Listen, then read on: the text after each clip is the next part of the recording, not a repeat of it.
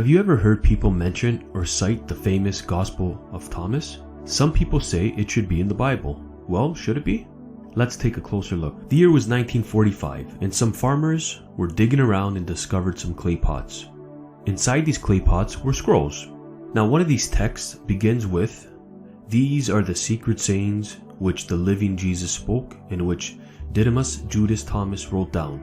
And it ends with, "The Gospel according to Thomas." This Gospel according to Thomas was one of several Gnostic texts found in Nag Hammadi, which is the place in Egypt where they dug him out of. Well, first, if you wanted to include the Gospel of Thomas in the Bible, then you first have to ask what criteria did they use for including or excluding documents? Because there were many documents at that time.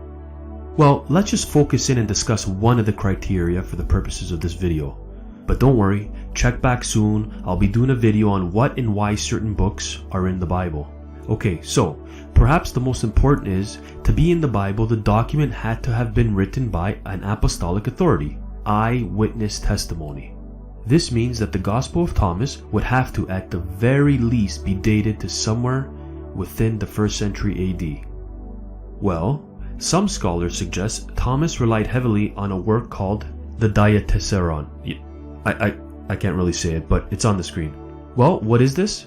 It was written by Diatoceron, and basically what he did is try to combine all 4 of the Gospels and try to give a smoother narrative for Jesus' life. Well, why is this important? Because if the Gospel of Thomas relied on Diatoceron's work, then it couldn't be dated any earlier than 170 AD, way after the apostles and any eyewitnesses would have been alive. But even if you said Thomas didn't use Diatoceron's work, then the earliest you could date the Gospel of Thomas is only 140 AD. So the apostles and eyewitnesses would still be all dead, including the Thomas from the actual Bible. Which begs the question, whoever wrote this, why would they use Thomas's name on this document? Could it be so that it would thrive in popularity? Well, I'll leave that to you to decide. What about the Church Fathers? Did the early Church Fathers view the Gospel of Thomas as biblical? Well, no. In fact, they never once included the Gospel of Thomas in any of its early canonical lists. Canonical just means genuine sacred gospel or biblical document. In fact, Thomas was so far out in left field that the early Church Fathers didn't even have a discussion about it. In fact, they at least discussed other Gnostic books, but never put any of them inside the Bible because they weren't eyewitness writings.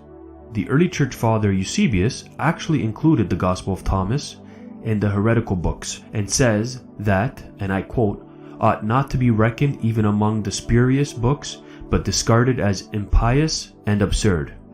Translation: it's fake, unholy, and just plain inappropriate. Even the teachings of the Gospel of Thomas stray away from what the Bible teaches altogether. For example, the Gospel of Thomas says, and I quote, "For every female who makes herself male will enter the kingdom of heaven." This is exactly the opposite of how Jesus perceived women, and the opposite of the Old Testament teaching that man and woman were both created in God's image. At the end of the day, it's sort of like this. Let's say your name were Peter, and you had many close friends, students of yours who you taught. One day, Peter dies, and his friends and his students write about him. Would you say they knew him and would write something pretty accurate? Well, yes, they knew him best. Now consider this.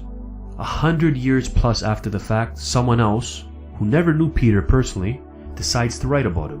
The question is, would it be factual or opinionated? Well, it wouldn't be factual because it's not eyewitness testimony. Anybody's entitled to write their opinion, but you have to draw the line when you consider who knows Peter best. This is the same thing with the Gospels. The Gospels knew Jesus best, and anything that was written after was not included because they were just opinionated documents.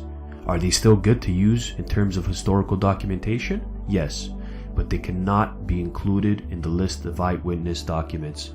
That is, they can't be included with the 4 primary Gospels that are currently in our Bible.